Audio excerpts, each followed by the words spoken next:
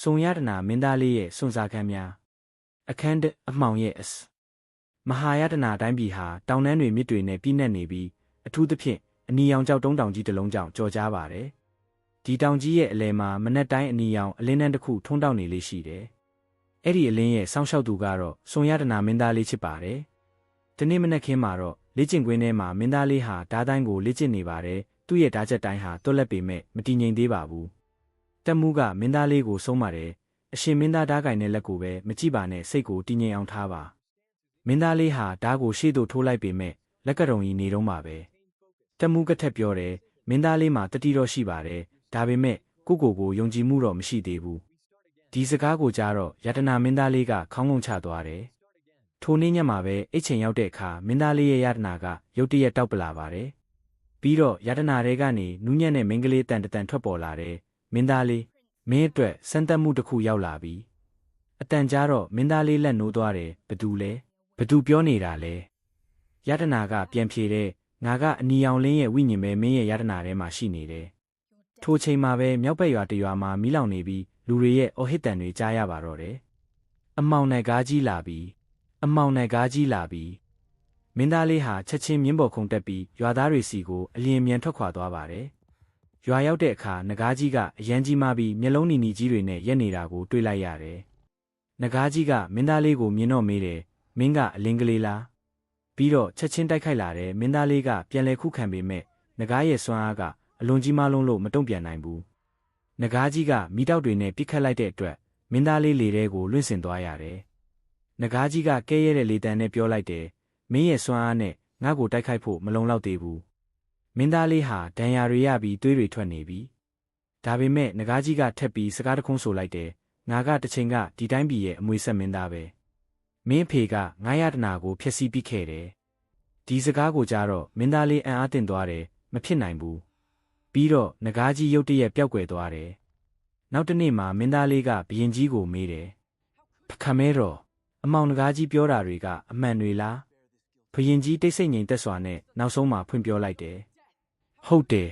ငါတစ်ချိန်ကသူ့ရဲ့စွမ်းအားကိုကြောက်ရွံ့ပြီးယတနာကိုဖျက်ဆီးပစ်ခဲ့တယ်မင်းသားလေးကဆုံးဖြတ်ထားတဲ့လေတံနဲ့ပြောလိုက်တယ်ဒါဆိုရင်ငါတို့ရဲ့အမားကိုငါပြန်ပြင်ရမယ်အဲ့ဒီညမှာပဲမင်းသားလေးတောင်ထိပ်မှာတယောက်တည်းထိုင်နေတဲ့မိုးကဖွဲဖွဲလေးရွာနေတဲ့ယတနာကနူးညံ့စွာတောက်ပနေတယ်ယတနာကနူးညံ့စွာပြောတယ်မင်းရဲ့အစွမ်းကဒေါသမဟုတ်ဘူးချစ်ချင်းမေးတာပဲ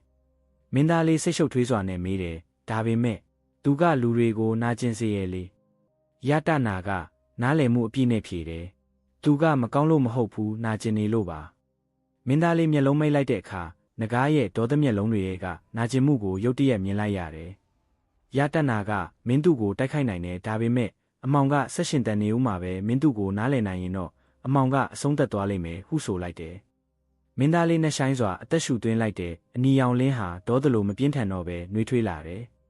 မင်းသားလေးကဆုံးဖြတ်ချက်ချလိုက်တယ်ဒီတခါတော့ငါသူ့ကိုအနိုင်ယူဖို့သွားတာမဟုတ်ဘူးကဲတင်ဖို့သွားမယ်မိုးရွာနေတဲ့ကြားထဲကနဂါးကြီးထက်မှန်ပေါ်လာပြန်တယ်မြေပြင်တစ်ခုလုံးတုန်ခါသွားတယ်နဂါးကြီးမင်းထက်လာပြန်ပြီလားဒီတခါလဲကြချင်သေးလားဟုမေးလိုက်တယ်ဒါပေမဲ့မင်းသားလေးထွက်မတိုက်ဘူးသားကိုမြေပြင်ပေါ်ချထားလိုက်တယ်နဂါးကြီးကလန့်သွားတယ်မင်းဘာလုပ်နေတာလဲမင်းသားလေးကတည်ငြိမ်စွာပြောလိုက်တယ်ဒီတခါငါတိုက်ခိုက်ဖို့လာတာမဟုတ်ဘူးနားလည်ဖို့လာတာနဂါးကမိတောက်တွေထက်မှန်ထုတ်ချင်ပေမဲ့ရက်တန့်သွားတယ်မင်းသားကမင်းရဲ့နာကျင်မှုကိုငါသိတယ်စွန့်ပစ်ခံရခြင်းယုံကြည်မှုပြတ်သွားခြင်းဒါပေမဲ့ဒေါသနဲ့မင်းရဲ့စိတ်နာကျင်မှုကိုမပြောက်ကင်းစေနိုင်ဘူးဟုဂယုဏလေးတန်းနဲ့ပြောလိုက်တယ်နဂါးရဲ့မျက်လုံးတွေတုန်ရင်သွားတယ်ငါနာကျင်မှုကိုမင်းပါလို့နားလည်နိုင်တာလဲမင်းသားလေးကငါလည်းအဖေမားကိုတီးပြီးဒေါသထွက်ချင်ခဲ့တယ်ဒါပေမဲ့ဒေါသကအမှောင်ကိုပဲတိုးပွားစေတယ်ဆိုတာငါသဘောပေါက်သွားပြီဒီအချိန်မှာယတနာရုတ်တရက်တောက်ပလာတယ်